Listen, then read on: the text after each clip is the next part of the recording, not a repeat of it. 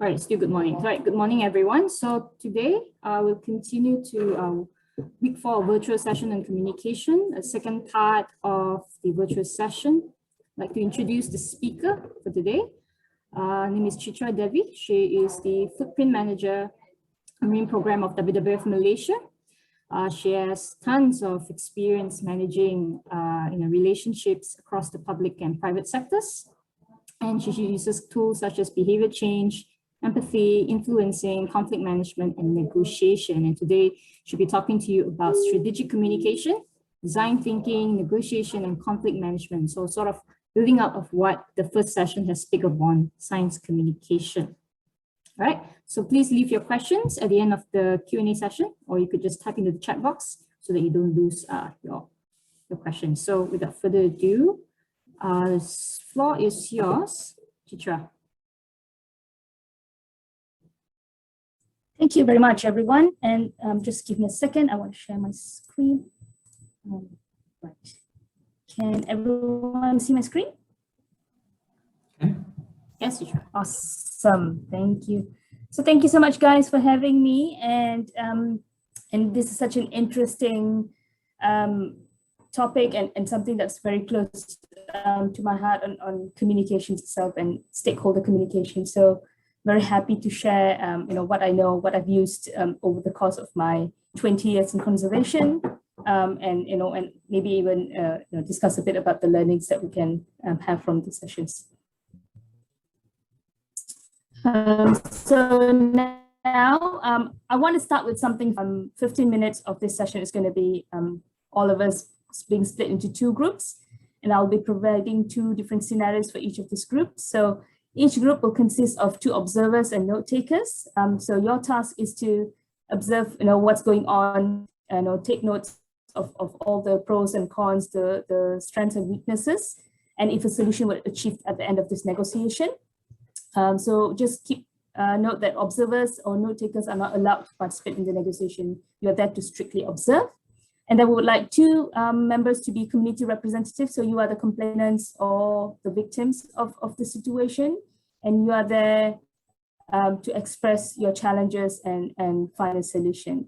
One of you would be a government agency representative. So you would be the enforcers of the laws and regulations. And you have very strict mandate of what you can and cannot do.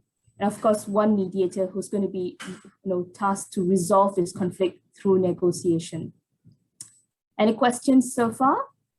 Feel free to just unmute yourself and pop in here. So let me go to the scenario. So the first scenario is this human-wildlife conflict. So as we know, the Malaysian tiger is a very endangered species and is totally protected in Malaysia.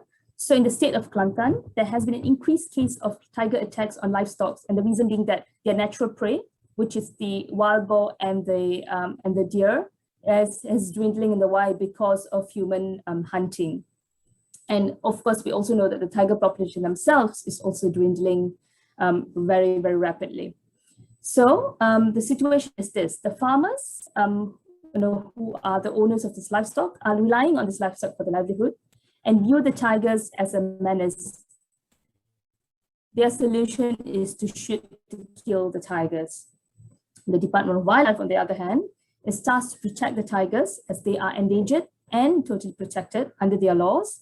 And they are also a symbol of Malaysia, right? Tiger, Harimau Malaya, tiger is a symbol of Malaysia, and it is also represented in the emblem. So it's a point of pride for Malaysians. So the Department of Wildlife's solution to this problem is to arrest and imprison anyone caught hurting a tiger. So this group will then have to have a negotiation to find a solution to this problem that would actually benefit both the farmers and also allow the Department of Wildlife to continue their role. Scenario 2 is trawl ban in Zone B. So the fishing zones in Malaysia are divided by Zone A, Zone B, C, and C forth. So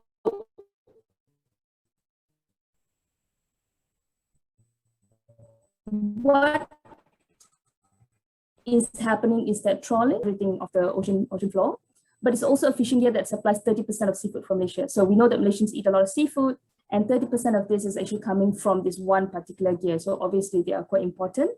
But the trawling industry has also contributed to 80% of depletion of our demersal, which is what we call the bottom living stocks in our oceans. So in response to this challenge, a trawl ban in Zone B, which is the near coast area, is being implemented, which prevents any trawling activities within 12 nautical miles of the coastline.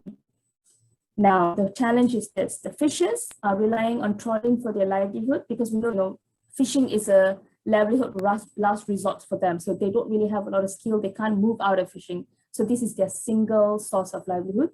And of course, they view the ban as a threat to their livelihood. So, and they also claim that the resources that they are looking for are only found in this particular area. So if they were to go out further to trawl, they will not find the same resources. So they say it's a waste of these resources. Of course, the solution is to continue the operations, continue trawling, and also lobby the politicians to go against the ban. And the Department of Fisheries is tasked to implement the ban, because they are the gatekeepers on and manage our fish stocks for sustainability.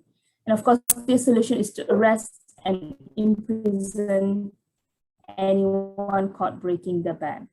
So, so right now, what I would like us to do is to break into groups and have select one negotiator, one government agency, 2 reps, and 2 observers, and let's start the negotiation going. Any questions? Any confusions? Otherwise, I guess I can ask the Reef Spawn team to break everyone into groups. So thank you for the intro, Chitra. So I have pre-assigned everyone to your group. So you will have room 1 on human-wildlife conflict and room 2 on trawl ban. So please, once you're in the room, select your role as what Chitra has mentioned. You could either be an observer, a government agency, mediator, and as well as, I think, community, right? And then, all right, do we have everyone in?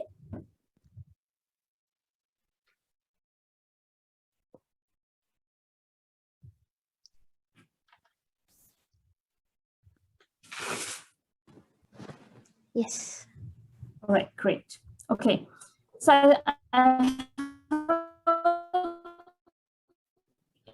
you guys had a bit of fun in that session, also this session. So the sharing will come in a bit later. So just keep thinking about what you've heard, especially the observers. Keep thinking about what you've heard, and then compare it with what we'll be learning through this session today, and then keep adding on to your notes for later sharing. Okay, so let's start with the first tool that is my favorite tool in the whole wide world, which is design thinking. Because this is actually a tool for innovation, right? It's a design thinking in itself is a process. It's a process for designing an intervention, but the positive facts about design thinking is that it encourages out of the box thinking. It doesn't just encourages, it expects you to do out of the box thinking. It helps you develop deep understanding of community perspective. So there is a reason why we call it deep understanding. So it's not just superficial. You keep going, you keep asking why until you come to the end, the root of the problem, right? So if you are a fan of Einstein, he would say that I spend 90% of my effort understanding the problems and then 10% designing the solutions. So that is an approach we should all adopt. When we're trying to look at interventions, most of the time we just think, oh, this is the problem, 10%. We spend time 10% just listing down the problem. We don't even think about the whys of the problem. Why is this happening? And then when you get the answer, why is that happening? Why, until you get to the root of the problem. So this is what deep understanding of community perspective is all about. And then of course, quick and low budget testing of ideas. So they encourage the whole concept of try fast and fail fast and then try again, right? And of course, value of collaborating with stakeholders. Everything that is in design thinking is about collaboration. You cannot achieve great innovation being solo. You need to have, collaborations, amazing collaborations to drive you. Hold on a sec, slides are not moving. Okay, so again, as I mentioned earlier, so design thinking is very human-centered. So we use human-centered, it's called a human-centered design. you have to be mindful of the process. There is a reason why the process is in place, and you need to make sure that you follow the process. And very important about design thinking is that you don't tell people something. If you can, you show them how to do things, right? You show them how to develop this process. You show them how to implement the process. And it's about removing bias towards any action. So most of us, when we enter any kind of designing process, any kind of conversation, we bring in our own bias, call it baggage, call it experience, call it our own expectations, but there are lots of bias that we bring into a conversation. So we have to be very mindful about it, and as much as possible, remove those bias. And then of course, it's all about radical collaboration. So it's collaboration, but in a very radical way. That means you embrace collaboration. And of course, it has got a very huge culture of prototyping. And this is very, very important when we are designing interventions for conservation, because in a lot of cases, we keep trying the new things, the same things, and expecting different results, when we should actually be prototyping new ideas and new concepts. So as I mentioned earlier, this is the process of design thinking. So you start the process with the blue corner here, which is empathize, and then you move to define, and then you ideate. Ideate is coming up with your ideas, and then of these ideas, you choose one or two to prototype, and then you test these prototypes, and then you implement, and then if it's successful, that's fine. If it's not successful, then you go through the process. You reiterate the process again. You go back to empathizing, defining, ideating, and refining your prototype and testing and implementing it all over again. So that's why it's a loop, because you can keep going around in circles until you find the solution that's really working the best. So I just want to show a very short video. Hope you guys can hear the sound.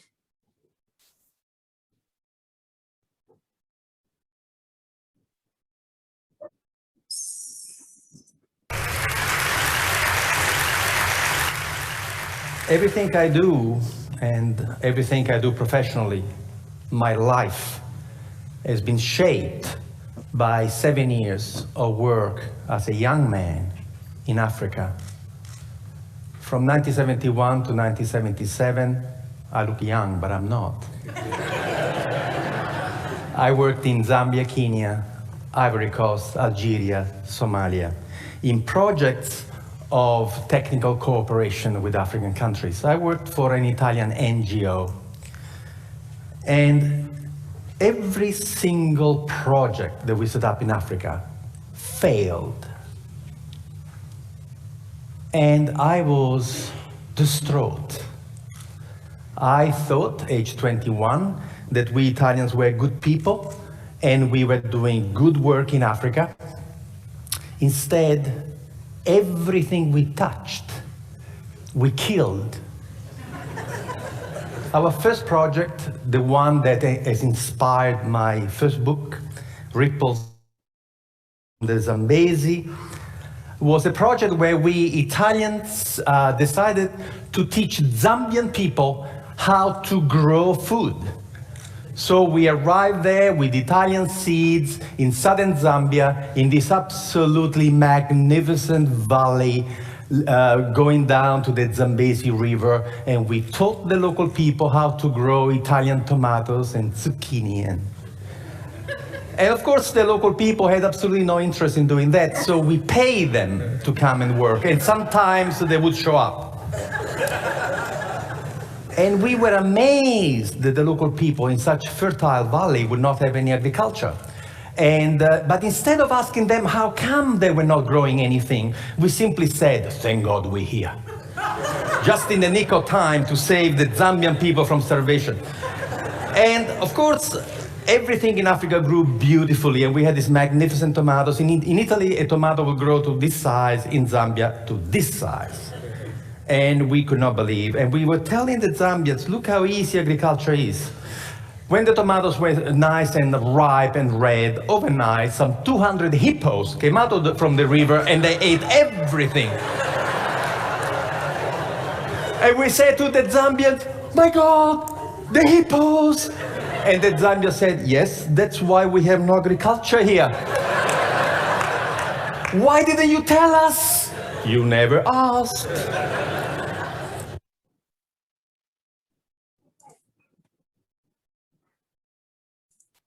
So that is a very powerful video. Hold on a second, I can't seem to share my screen again.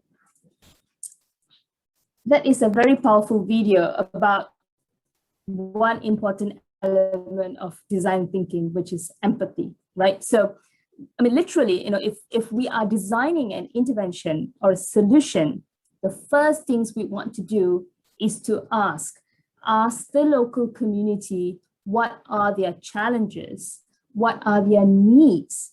And how then do we identify, create a deep understanding and then identify it. So it's very important that we have empathy when we do any kind of project design, right? And empathy is basically the ability to understand and share the feelings of another, right? And in designing, empathy is a deep understanding of the problems and realities of the people for whom you are designing.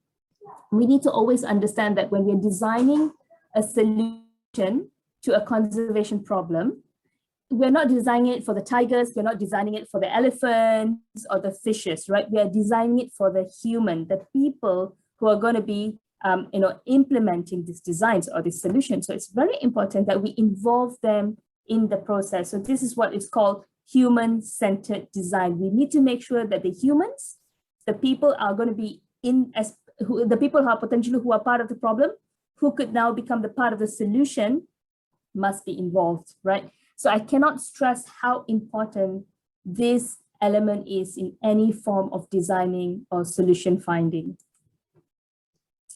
And so when we talk about empathy, the first things we need to do is to burst our own bubble, our own ego bubble, right? So we cannot go into any kind of empathy session thinking that, oh, I know it all. I know the solutions to the problems. I don't need to listen to this, but I'm just going to humor them because, it's part of the process. Don't ever do that, because you cannot learn something new when you already know that, when you already think that you already know all about it. So you cannot learn anything when you already think that you already know everything about it. So always remember to never ever allow your ego to come into a conversation. And of course, second most important thing is never assume. As this poster very illustrates very well, it makes an ass of you and me, because assuming is the second most dangerous things we do. We just assume that, people are like this because of this. So for example, for the longest time, we have been working on reducing shark fin, and we keep assuming, oh, people just want to eat shark fin because it's a status symbol. We never bothered to look beyond that fact, right?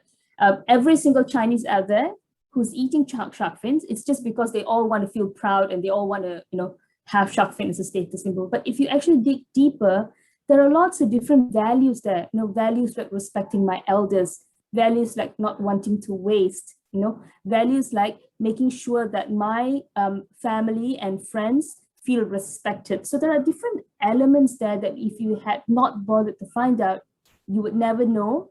And you'll keep addressing the solutions for a really, really misunderstood problem. So this, again, never assume. So in terms of a research method itself, so how does empathy, compare to desk research? So before me, you had a session on scientific communications, right? So most of us here have got scientific backgrounds. We're all lab rats, right? And so we understand a lot about how to do a lot of scientific level research. But then when we think about empathy, how does that differ? So in a very simple way, this is the difference. So where scientific research is very quantitative, empathy is very qualitative.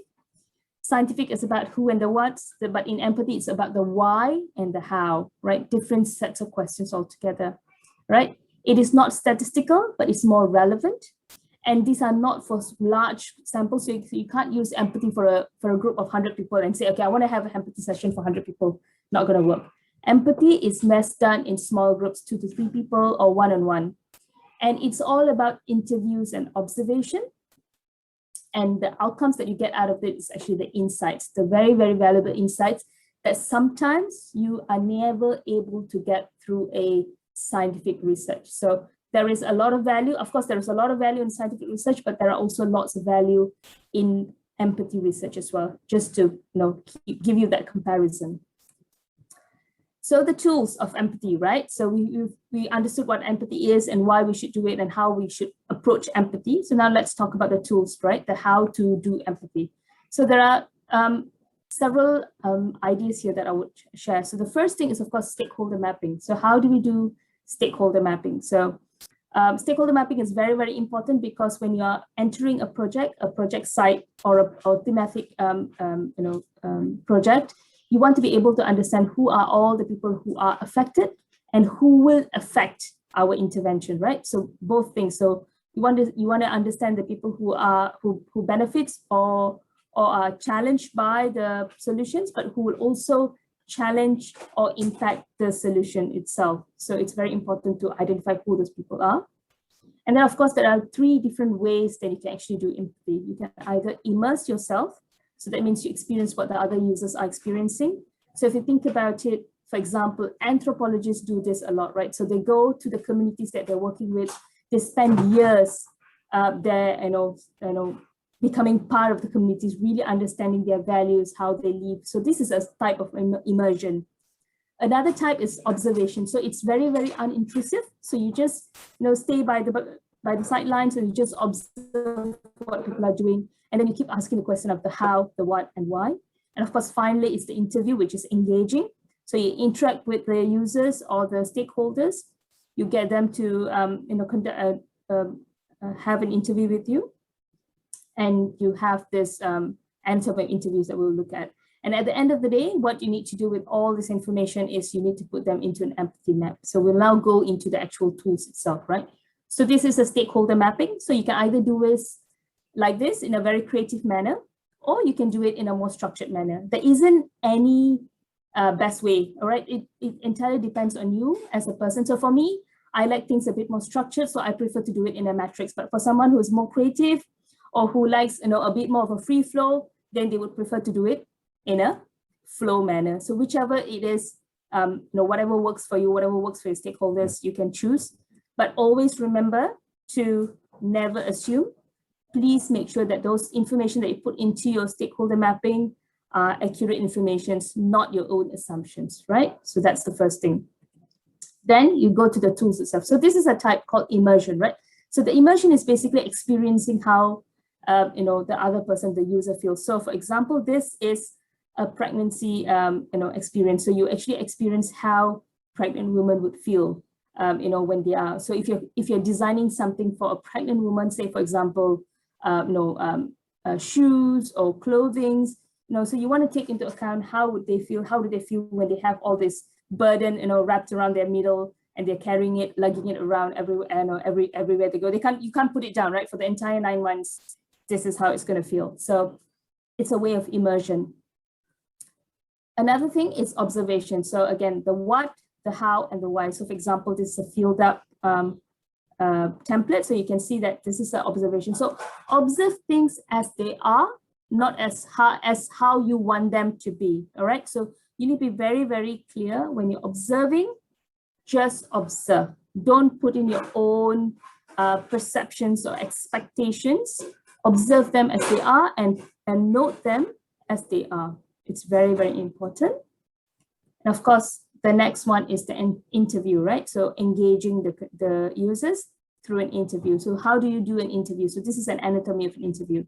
You introduce yourself, you introduce the project, you build rapport, right? So you ask about them, you ask about the users, where do they live, how many kids they have, what do they do, what do they do in the free time. You build that rapport, and then you evoke stories from what they are saying. You evoke stories that are relevant to the thematic areas that you want to get more information on. And then you explore emotions, because emotions tell you a lot about what is important and not important to your stakeholder.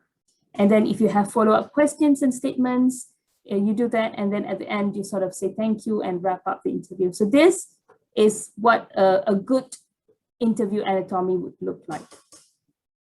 So as I mentioned earlier, please feel free to butt in and ask a question, because as I'm presenting, it's very, very hard for me to see the chat. So if you want to just unmute yourself and pop in here for any kind of clarifications or questions. So so very important, remember when you're doing an interview, because most of us do interviews. So when you're doing an interview, you need to do an interview with empathy, right? So it's not about you or what you think that you think they want and need. It's about asking your users what they really want and need. So we need to ask them, and we need to ask them with empathy. All right. So some of the tips and tricks when you're doing empathy mapping: always take a beginner's mindset. No matter how much knowledge you have on the particular area, no matter how much experience you have in these areas, always take a beginner's mindset. One of the most dangerous things that we scientists bring to any conversation is what's called an expert bias. Because we have, we're very familiar with this topic, because we've been working in this area for such a long time. We've produced gazillion papers. So we always think that, oh, come on, I mean, I'm relatively an expert in this area. So we bring this bias into a conversation. So the moment people say something that is against your knowledge, you immediately step in and say, oh, no, that's not true. That's inaccurate. And what it does, it immediately shuts your stakeholders. Then they're not going to be able to share anything more. So as much as possible, keep your expert bias out of the box and come in with a beginner's mindset. Defer judgment, always important. Ask why, right? As I mentioned earlier, when they say something, keep asking why. Why is this happening? Why are you doing this? Why are they doing this? So keep asking why. And never say usually when asking a question, because again, that's a form of bias. Encourage stories. Look for inconsistencies, all right? Because sometimes when stakeholders or communities are talking, there could be some inconsistencies in what they're saying. So see if you can find these inconsistencies, and then keep asking follow-up questions to make sure that you really understand what is it that they're trying to say. Look for nonverbal cues. So we humans, we don't just communicate by words, we communicate by body language, we communicate by modulation, intonation, emotions. All these comes out as expressions. So look for these nonverbal cues.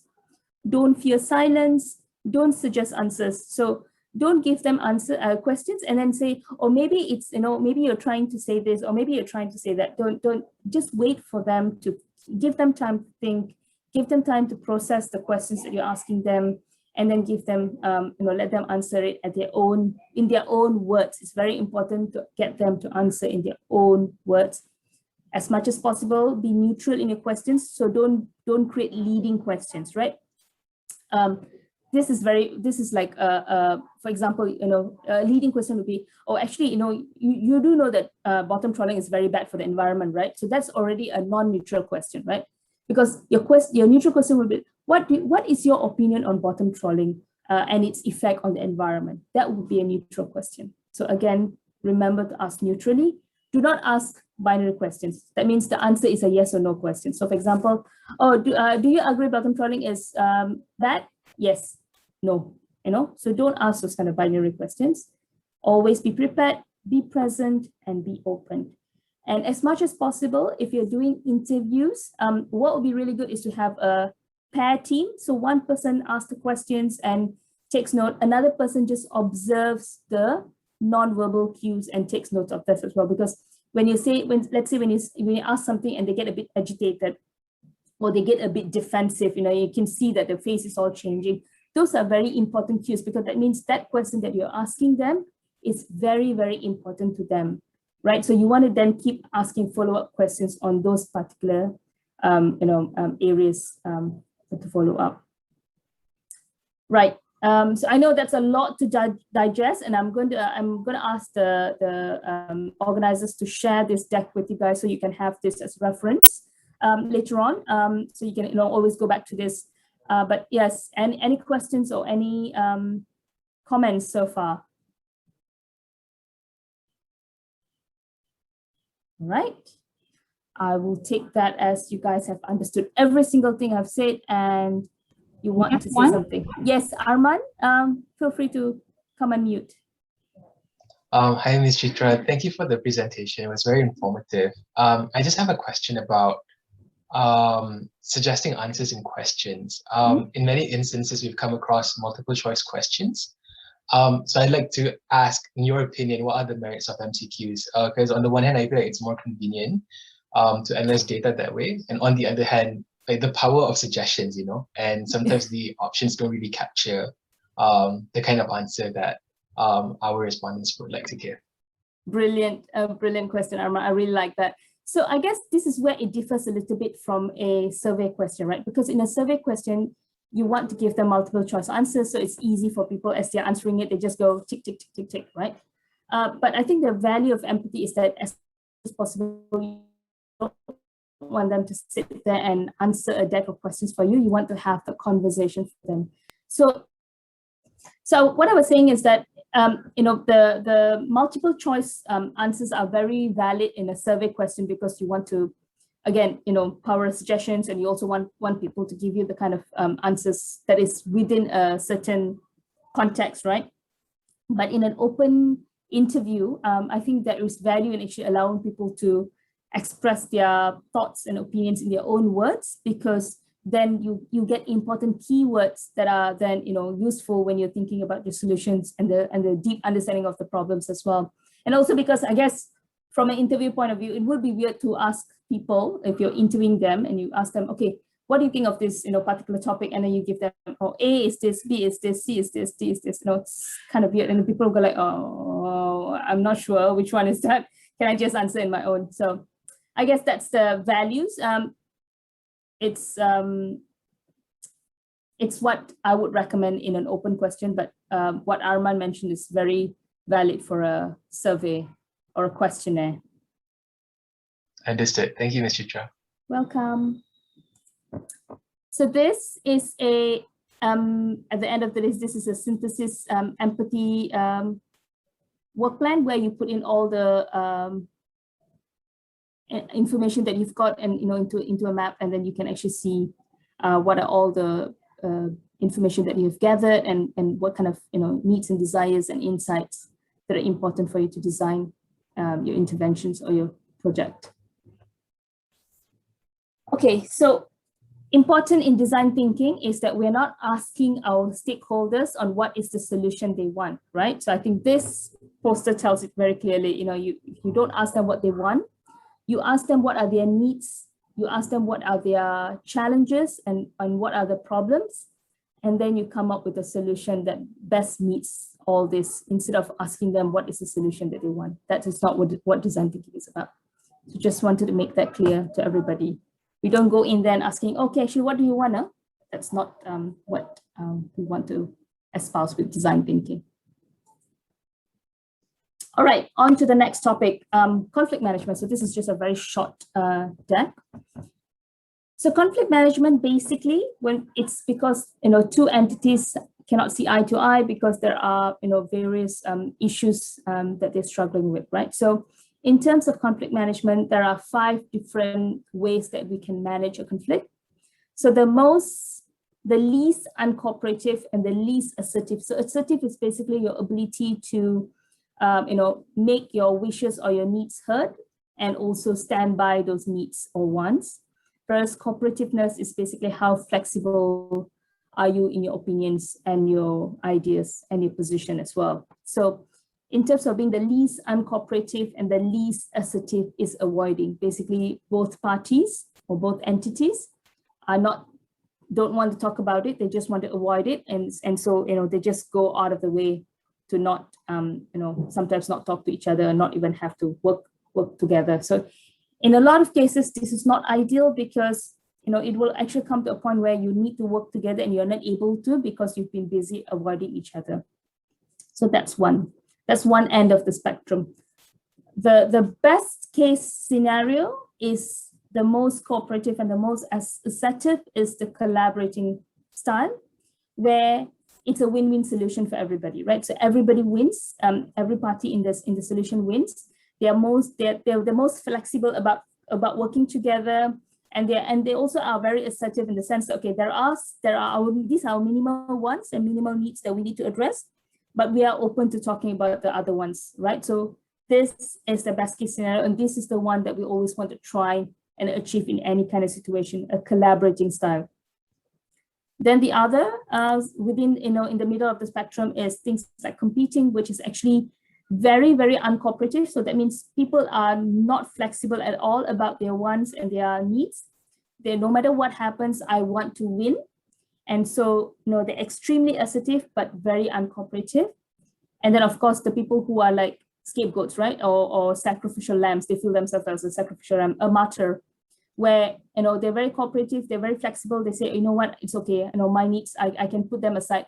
Let's just get on with things, and, let's just do it your way, or let's just, answer your problems or your challenges first. So that is being extremely unassertive, but, but very, very cooperative. And of course, the middle ground to all this is compromising, where, we come and say, okay, you know what, let's agree to, or rather, let's agree to disagree, and let's, work on what we can work on, and the rest we'll just sort of, leave it as it is, kind of solution. So it's, it's the middle ground of being cooperative and the middle ground of being assertive.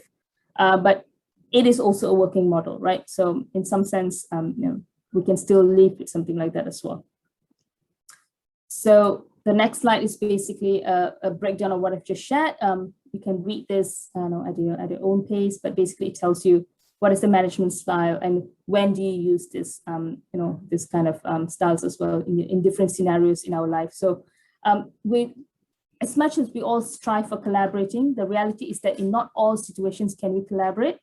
So for example, if we're having an argument with our parents, right? In most cases, after a while, we just get tired because, they're very, very insistent on getting their way. And we go like, okay, you know what, we'll just accommodate and say, okay, let's just do it this way for this time, right? Or when we are, working with a colleague, let's say, we're having a work conversation, we're having a bit of an argument, and we go like, you know what, I think, I think we'll have to, agree to disagree, and we'll just work on what we can, agree on, and leave the rest apart. So we take a compromising stance. So not always we get to achieve the collaborating style. So sometimes we do adopt different styles with different stakeholders in different situations, and also depending on how important our own positions or needs or wants are as well. Sometimes we're willing to, let it slide by because it's not so crucial, and sometimes, it's important and we need to stand by it. So again, you need to be very smart about picking your battles. Not everything is important. Not everything is a life or death situation, right? So some things we can negotiate. So when we can negotiate, let's negotiate. All right, so now is where we ask the questions on the role play, right? So let's think about the role play that you guys had earlier, right? And going back to what I just mentioned about the 5 different styles of negotiation. So looking back at the community reps and the government agency, so which party was, in a very competing mode, which party was more accommodating, with regards to the negotiation itself, was it a collaborating style or was it a compromising style? So I would like the observers to come unmute and maybe share your thoughts, but I'm also welcome any of the other team members to jump in as well. So let's just give ourselves about 5 minutes to just share from there. All right, so maybe we could go with the first room that was dealing with human-wildlife conflict. So the observers, any thoughts? Share.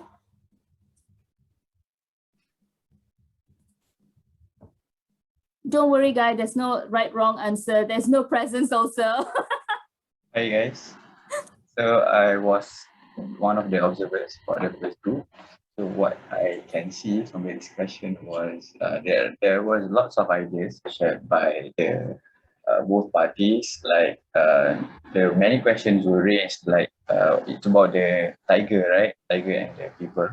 So the raising questions was why you should care for tigers when there are people suffering, and how government is responsible for these things. Like, do they need to compensate people, or is it possible to relocate tigers? And so these questions were raised, and I think the government did a good job at calming the people, but the solutions that were given by the government was a little bit harsh. Like it's as if the government was prioritizing the tigers over people's lives. So I think, do you agree with that, Irfan? How about you, as another observer? Yeah, I agree. I agree to a certain extent that some of the solution that was provided both by the mediator and also by the government, it still haven't tackled the main issue effectively. Yeah, So in a way, yeah, like for example, like for the government officers, right? yeah, but Irfan, you're mute. You're mute. Hello. Oh, Yeah, could you repeat it back? okay. So, yeah. You guys, sampai mana? Until the one that I say they still haven't tackled the issue effectively. Yes, yes. Yeah. Okay, like example, like the mediator, right? So they want the mediator suggest the government to provide a higher wall, maybe like a wall, I don't know, like to protect them from the tigers. But it's still like the main issues here is that not only the tigers are currently threatening the livelihood of the farmers, but the tigers itself are also threatening the very life of the farmers itself, because it's very dangerous both for the livestock and also for the villages, right? So the main even if we put a wall, let's say even if we put a wall, but the tigers would still find a way to go around the wall because they are desperate. You need to remember that these tigers are desperate. They want food because of like illegal logging and everything. So their food resources are very, very limited. Right. So whenever you're hungry and you are desperate, even if you put like let's say a wall, you're always going to find a way to go around it, right? And it still haven't like those are like an example of the main issue that still haven't been tackled effectively. And I think in this part, the government is actually being a little bit accommodating to the villages in a sense that they are trying to find like a 50-50 solution. But of course, there is no like and within a 10 minutes time period, you're not going to like immediately come up with a solution, right? So that's understandable at their part. And the negotiation style, I think it's a mix of both collaborating and compromising. So let's say like the villages, like the farmers. So like the farmers say that they compromise. They say, okay, I understand that we need to protect the tigers because of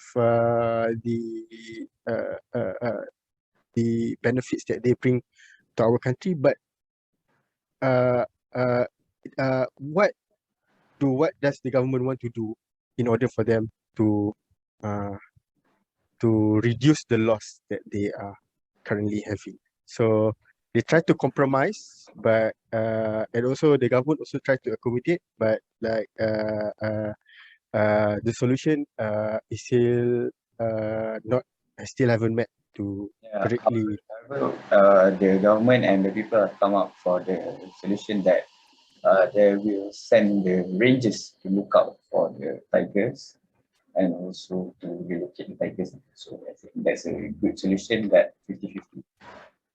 Yeah. Thank you so much, guys. It's really amazing. I'm really, really thankful for such insightful updates from the team.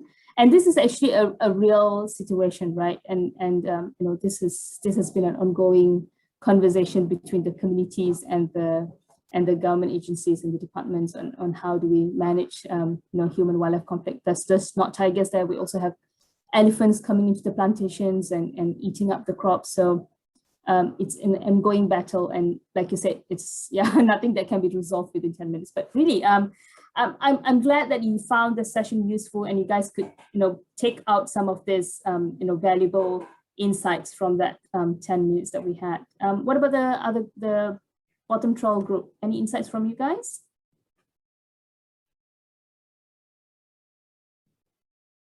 Yes, please, Arman. Yeah, so I'm one of the observers for the second breakout room alongside Melanie. I think the exchange wasn't as confrontational as I'd like it to be. So, okay lah, it's either collaborating or compromising. And I think what help us to distinguish which of the two would best describe the entire exchange, I think it depends on whether the negotiation happens before or after the law has been passed and enforced. Mm. It seems collaborative in the sense that everyone was sort of like very civil and shared like they recognize the common interests that they have, and they're familiar with the arguments that the other side espouse, probably because like the people engaging in the exchange are well read about the issue, they're familiar with the issue. So yeah, this can sort of like preempt the tension or conflict before it even happened. So it was collaborative in that sense. But in the case where the law has already been passed and what's left to it is just the enforcement, then I would say it's the fishermen themselves who compromised because they just went along with the law, with the enforcement of the law, and the government sort of like promised upskilling programs. And I'm sure that the fishermen felt like it was an inconvenience for them, but they just went along with the idea anyway. So awesome. both. Yeah, thank you.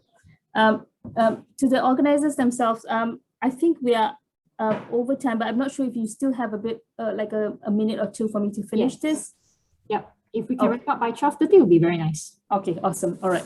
Yes, so I just wanted to make a note that this is actually a real life situation where I was involved in trying to negotiate the bottom trawlers to actually, adopt or rather adhere to the ban. The ban wasn't in place yet, but it was coming up. So we wanted to have a conversation with the trawlers themselves on that. And they were actually very unhappy about it. And they were like, oh, we're not going to follow this. And we're definitely going to, lobby the politicians to support us in this because, for all the exact reasons that you've shared as well, it's livelihood, rice bowl. And when we are protecting something that is actually very important to us, which is like our rice bowl, we will become very, very ferocious, right? So it's a very tense situation. Everybody is tensed. The government agencies feel like they don't have a choice because they need to enforce this law, or the situations is just going to become so bad, and everybody's going to lose livelihood in their hand as well. So there are lots of this tension happening, and so it's very valuable to have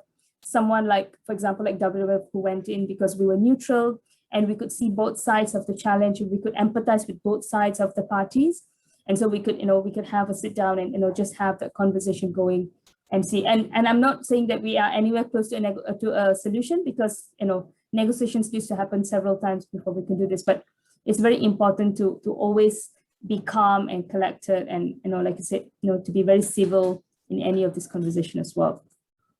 So thank you very much, teams. Appreciate all the things that you guys have contributed, and also that you've learned along the role play. So this is the final one, which is negotiation, right? So basically, when we talk about negotiation, the objective is always a win-win agreement. So again, going back to the conflict management model, it's the collaborative style, right?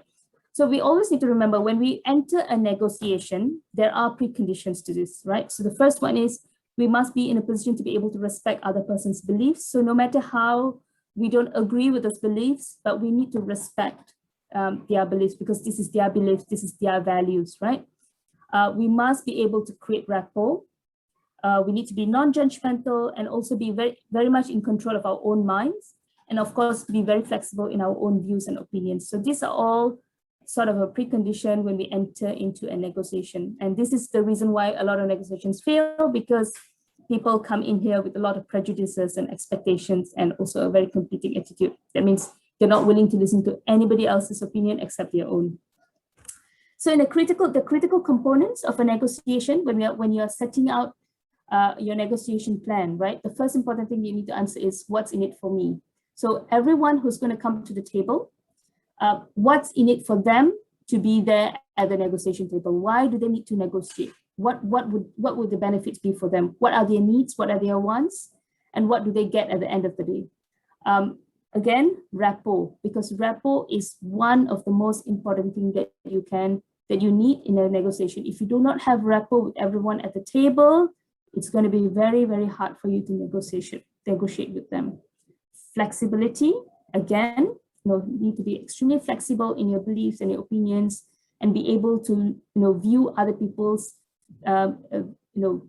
views and opinions as well, without any kind of prejudice or any kind of competition. And of course, it must be win-win. Everybody at the table must be a winner. So the first part of a negotiation is what we call the plan and research, which is the bulk of the preparation and basically half the battle won. If you go into a negotiation like today, right, you guys went in without any kind of preparation. You had like 2 minutes of preparation. That is, of course, not ideal. You want to be able to spend, several weeks preparing this. So basically, some of the questions you ask is things like, who am I meeting? What is their needs? Or what is our needs? How innovative is the solution? What kind of authorities do they have over me or over their own companies or over their own positions, right? So these are lots of this, so use the who, what, how, why, questions again and again to sort of tease out these questions. Next is, again, building the rapport. So this is also where you build the rapport. So you pick up the phone, you speak to the, whichever companies that you're going in for a negotiation. So for example, you're going to go and talk to the Department of Fisheries. So you pick up the call, you speak to the secretary, how are you, how's things? Or I read that, WWF has done this, last week, or congratulations to you guys. I think that was a very, very important step for us to take in managing our fisheries. So do share some of those, good things that they have done, build that rapport, even though if it's just with the secretary. Any one of us who deals with government agencies will realize that how important the secretary to the Ketua Pengarah is, because she is the gatekeeper. If we can't get through the secretaries, the odds of getting to the Ketua Pengarah is very, very limited. So you want to build that rapport as well. And then, because this person could also be a source of information, because they can then tell you, you can ask them, okay, who am I meeting? Oh, the KP, okay. And then the TKP, okay. What is their expertise? What is their area of work? You can ask all these questions, but only if you've built that rapport. And then whenever you go into a negotiation, always remember you need to have your butna and your watna. So you would have a plan, right? This is how I visualize the negotiation to go, and this is the solution I want to try and achieve at the end of the day. But we all know that nothing goes according to plan. Murphy's Law, if something could go wrong, it will.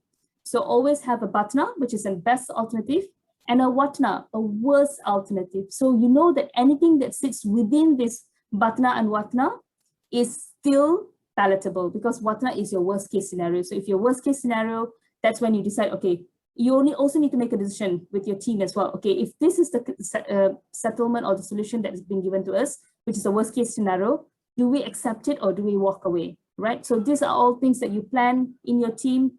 You make a decision and then you come to the table, negotiation table. Very important.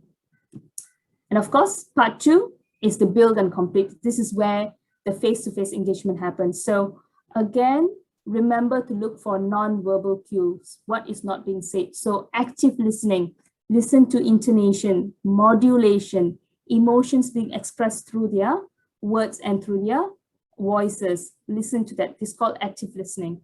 Body language, right? So for example, if you're presenting something and someone scratches their neck, if they keep scratching it the whole time you're presenting, then maybe they've got an itch. But if they just scratch it one and then you see somebody else scratching it, that means they are disagreeing with what you're saying, all right? Or if someone's talking and they keep rubbing their nose like that, once or twice, and then again they do it again, that means whatever they're saying is not the truth, they're lying. So these are some body language cues that are also important, more important when you're negotiating, because people express a lot non-verbally. And then whenever people come to a negotiation table, they have resistance. So you always need to be able to pre-frame their resistance. I understand, previously that, or I know that you guys have this, or do you guys feel this way, or you guys think this? Okay, is that right? Or is that so, or isn't it, right? So pre-frame this so that you can already tackle this. And then, once you've pre-framed it, you've gotten the confirmation this is their resistance, then you already can put in your arguments on why you think, how we can resolve this resistance. Open up possibilities, because sometimes, or most of the times, people come in with a very closed attitude. They just want to get what they want. So give them scenarios. What would happen if we, if, for example, cost is not an issue, would this be a good solution? Or what if we act as if, we can do anything in the world, without any kind of repercussions? Would this be a good solution? So opening up possibilities, allowing people to step back from their needs and wants that they're so focused on, and think about a wider picture, because then it will actually sometimes allow people to say, oh, actually, you know what? If we are not so set on this pathway, that is actually a good solution. The solutions that they're proposing is actually a good solution. So over time, they may be more receptive to your ideas or to your solutions as well. So again, being able to create that kind of possibilities for people to listen to. And also having conditional closings, right? So for example, if we were to do X, would you be able to do Y? So again, a compromising stance, but at the end of the day, it allows for win-win from everybody. Also understanding people's values in the negotiation table, what's important to them, being able to elicit these values as part of the conversation.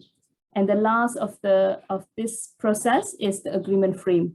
Okay, always use and, never, ever, ever use but, and package their own words into a win-win solution. Always remember, whenever you're talking to your the person that you're negotiating with, as much as possible, use their own wordings, use their own framing to frame your proposition or your solution. And most important, the secret of success of any negotiation is rapport. Always remember to build that rapport.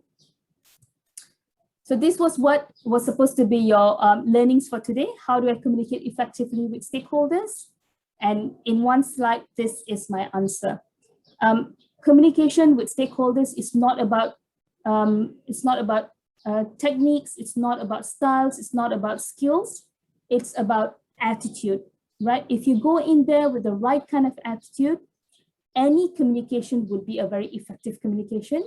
And in most cases, also a successful communication. This is something that I stand by, that I use on my daily basis with everybody that I communicate with as much as possible.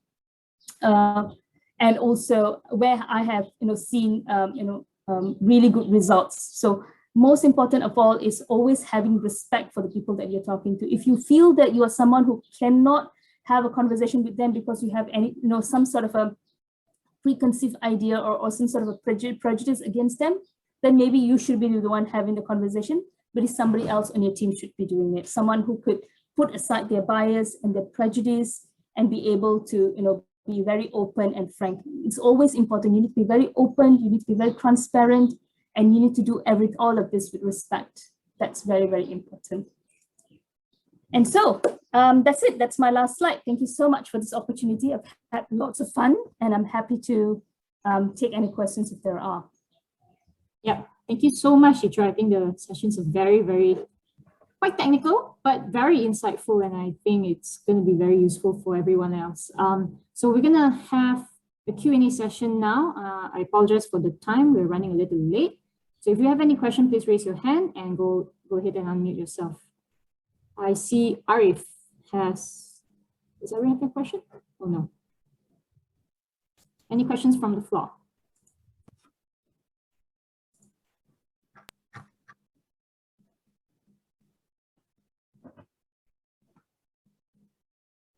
Okay.